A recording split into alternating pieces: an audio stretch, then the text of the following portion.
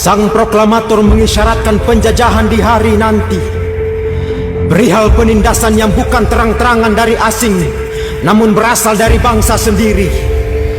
2021, PPKM mencetak keberlanjutan sejarah penindasan. Pembungkaman kaum pribumi memperingati memori kelam tentang persekongkolan, di mana penjajah semakin kokoh sebab hati nurani pribumi berhasil dirupiahkan oleh bangsat penjajah yang kian bersorak atas berbagai pencapaian. Mirisnya tak sedikit kesadaran anak negeri yang puas dibeli hanya seharga permen, entah atas dasar rupiah ataukah nasionalisme yang di bumi hanguskan. Pembantaian atas sila kemanusiaan dibela mati-matian hingga nalar dipertanyakan. Taring helder para wakil pemerkosa kepentingan rakyat tak representatif, menggonggong kebijakan yang bertentangan, malah ikut-ikutan berselingkuh dengan kepentingan demi langgeng jabatan dan kekuasaan. Indonesia membara, mata pertiwi memerah, air mata rakyat kecil kian berdarah, perpecahan tak berarah. Rakyat diadu domba dengan aparat yang dibutakan antara perintah dan nurani hingga bertindak serba salah. PPKM hanya diperuntukkan bagi rakyat Indonesia, namun tidak bagi Cina. Berbadan tegak, berfisik kekar, berambut cepak, pekerja kasar. Kenapa dibela mati-matian sebagai tenaga ahli? Ahli memegang senjata atau ahli memegang pena?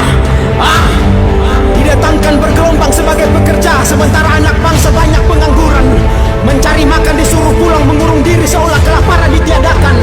Arogansi aparat bertingkah preman, bersembunyi di balik kewenangan. Hei preman berseragam, sadarkah kau sedang dialatkan dengan kedok tersembunyi bahwa kita sedang diadu lewat kebijakan? Rakyat dikurung paksa tanpa solusi tuntas dari pengambil kebijakan. Kelengkapan dokumen keberangkatan anak negeri dibisniskan. Tak mengantongi dokumen vaksin, kenapa diancam dibatasi pelayanan publik? Apa-apaan? Vaksin buatan anak bangsa disulitkan perizinan, vaksin buatan asing diimpor dan dipaksa wajibkan. Ada apa? Warga Cina bergelombang masuk seolah disembunyikan tengah malam lewat bandara. Warga pribumi diintimidasi dan dibatasi keluar mencari nafkah. Mungkinkah PPKM ialah strategi mengurung rakyat agar taktik kedatangan Cina tak terbaca? Rakyat miskin dimiskinkan, bermohon disuruh diam dan dirumahkan. Aparat bawahan dibingungkan, ditanya kelanjutan nasib malah terdiam melepas tangan.